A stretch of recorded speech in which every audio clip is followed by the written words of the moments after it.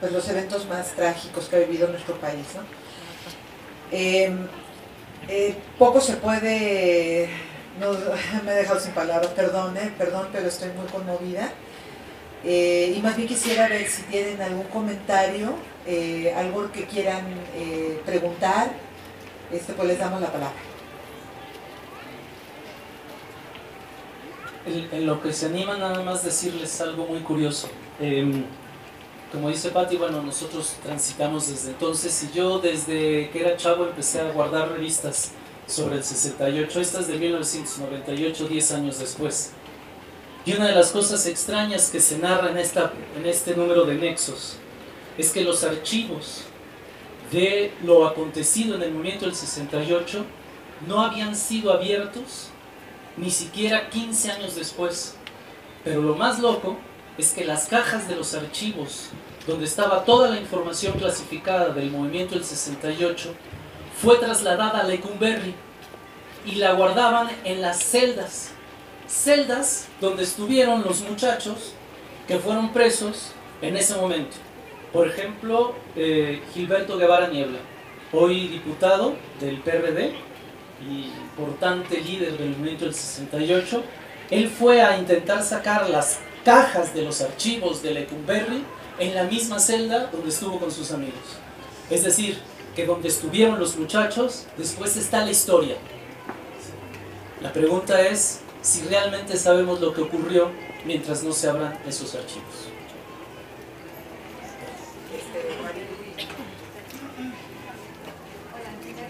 Muchas gracias por la presentación, me ha encantado.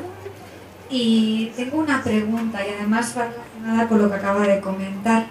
Me llamó mucho la atención que no utiliza prácticamente fuentes académicas tradicionales como ensayos, libros, sino que va directamente a cartas, sobre todo, de intelectuales y de intelectuales, digamos, más anónimos como los estudiantes, y que también busca precisamente los diarios y los comentarios de los estudiantes participantes.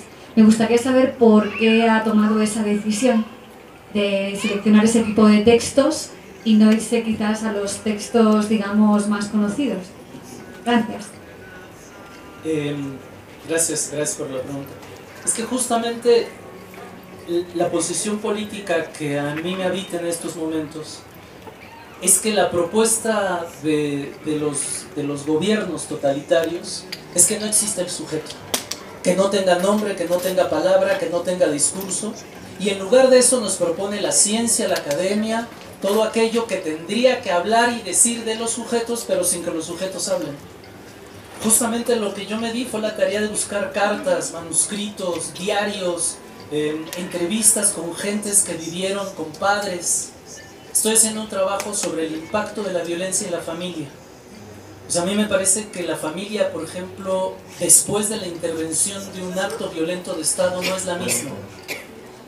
Sucedió, por ejemplo, con todos los presos y desaparecidos políticos de Argentina. Dos de los movimientos más importantes son las Madres de las Plazas de Mayo, que se han convertido realmente en insignias del movimiento por la democracia. Mientras los diputados tardaron 15 años en intentar cambiar una ley, las Madres de las Plazas de Mayo sacaron los nombres, hicieron política, hoy tienen una universidad, generan una serie de cuestiones. En México, por ejemplo, las han dividido justamente porque el poder es así, ¿no? Divide y vencerás. En México, ¿quiénes están defendiendo a los muchachos? Sus padres, y con ellos todos los que apostamos porque la verdad sea dicha. Pero los padres campesinos que jamás imaginaron la politización tienen que ver con eso. Entonces a mí me interesa justamente recuperar el discurso del sujeto, los nombres, ¿no? Los diarios. Este muchacho se llamaba Gustavo Adolfo González, ¿no? Y es muy impresionante encontrar su diario, ¿no? Porque acaba el 2 de octubre. Pero lo curioso es que después de eso hay otra página escrita, y es la página de un amigo que no fue el movimiento del 68, que le decía que estaba loco, que era carne de cañón, que lo estaban utilizando. Y en el diario, cuando su amigo va a recoger las cosas, escribe, ¿no? Y la última frase es algo así como: tu muerte me enseñó la vida, ¿no? Entonces es justamente un retorno a ese decir del sujeto, a esas historias particulares, a eso que es síntoma de lo que sucede. Yo creo que este diario, o las cartas de Sartre a Marcuse, que no se publicaron, ¿no?, que son cartas importantísimas porque no era la propaganda, no era la propuesta del Partido Comunista de hagamos la revolución, era un diálogo entre dolidos, entre sorprendidos. Por ejemplo, la carta de José Revueltas a los estudiantes presos es una carta maravillosa. Lo curioso es que después Revueltas cae preso y él dice que hasta contento está porque vio la cara de a quienes no conocía y les escribió una carta. Es por eso que recurro a estas.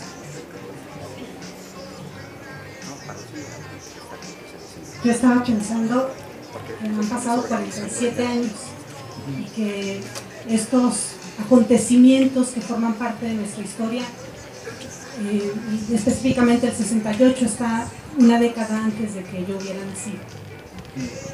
Y sin embargo, me parece que los espacios universitarios que se encargan de mantener viva la memoria permiten dimensionar como todas esas otras luchas que, de no ser por estos espacios, de no ser por el papel que tiene la universidad pública y como los espacios formativos por los que hemos transitado como estudiantes, y después ya el acompañamiento que tenemos con otros estudiantes, como de pasar la batuta, ¿no?, para reflexionar, para tener la memoria e incluso para reimaginarnos nuevas formas de cómo fortalecemos este lazo social.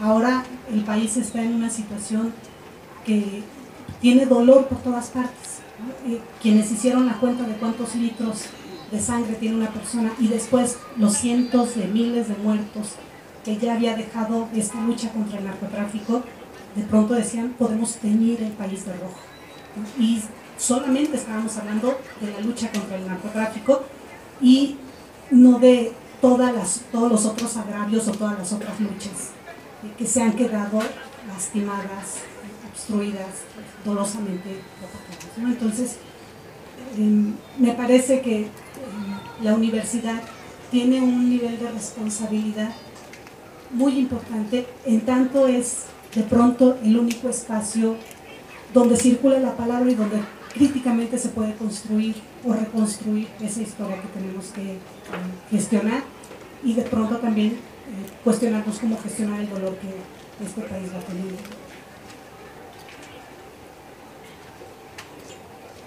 Sí, totalmente. El movimiento del 68 surge en las instituciones de educación pública, no nada más.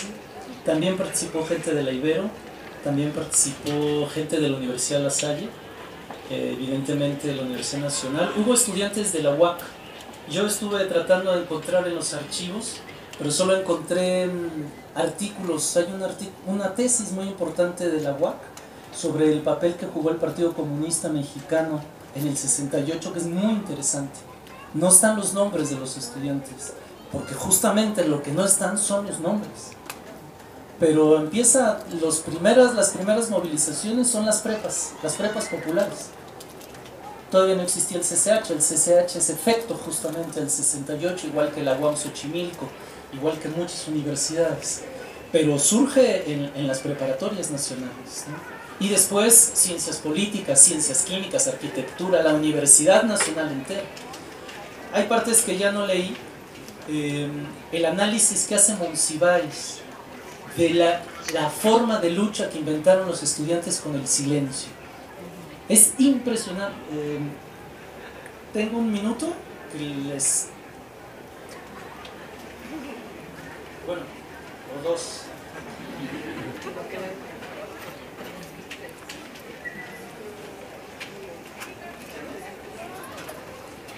Bueno, en lo que busco, lo escucho.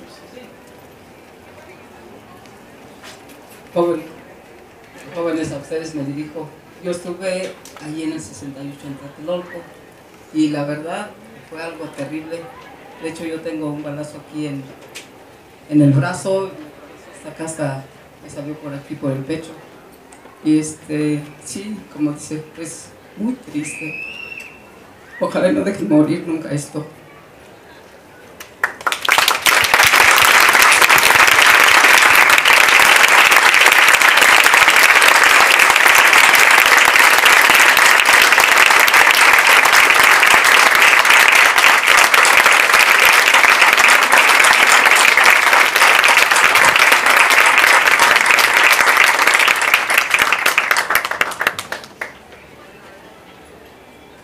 mejor seguimos con el diálogo.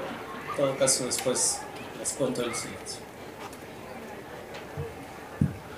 Compañeros, ¿alguien más quisiera hacer alguna pregunta?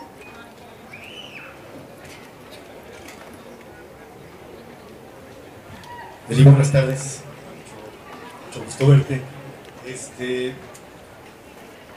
Primero que nada te quisiera agradecer tu gentileza. Para mí es muy importante que un psicoanalista venga a hablar de estos temas, sobre todo porque me parece que he testimoniado la reticencia con la que ciertos psicoanalistas se dirigen a este tema. Entonces, te agradezco de antemano eso, te agradezco la exposición que has hecho sobre el tema. Yo no soy de los que considera que Lacan sea un mandarina político, como tú le llamaste. Sin embargo, mi pregunta va en el sentido de cómo entender esta posición doble de Lacan, ambivalente de Lacan, me parece, por un lado, cuando por un lado firma precisamente el desplegado, el manifiesto que tengan Paul Sartre, Marc Rocher y todos ellos, pero por otra parte en su seminario de Lacan le dirá a los estudiantes cosas muy fuertes, muy radicales que tienen que ver con lo que ustedes quieren es un hambre, ustedes son unos histéricos. Me gustaría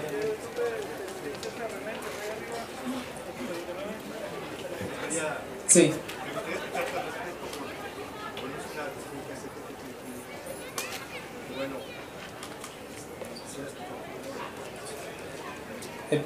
Primero, yo creo que hay diversos modos de pensar lo político. Yo creo que como Freud, Lacan no deja de pensar lo político, lo que no implica que sea de izquierdas, lo que es importante señalar. Cuando a Lacan, después del movimiento del 68, se crea, como aquí la UAM Xochimilco, en París se crea una universidad, la Facultad Milagrosa, que era Vincennes, donde estaba nada más y nada menos que, por ejemplo, Michel Foucault, Gilles Deleuze, Zizek, Badiou, Godard. Estaban dando clases ahí, se había cambiado el sistema. Y era uno de los focos más radicales del movimiento estudiantil y contraestatario. De hecho, Vincennes está en un municipio comunista, al norte de París. Nadie quería ir a Vincennes. Nadie quería ir porque lo esperaba la contestación de los estudiantes.